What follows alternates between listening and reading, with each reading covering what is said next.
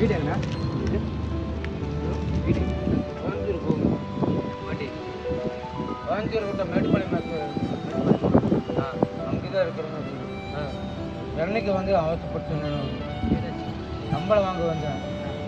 இடம் தெரியல. நல்லா இருக்காண்ணா?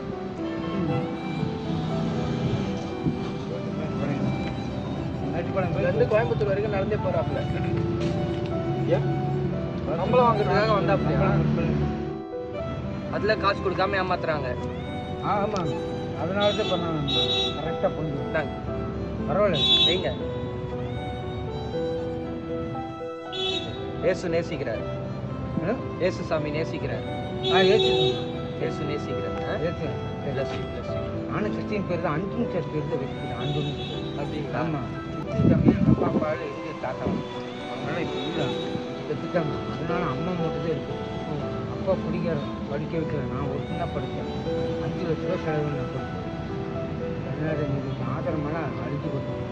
வயதால் எரிச்சு போட்டாங்க. ராஜஸ்தான் கோட்டை விட்டு மாடி பண்ணேன்.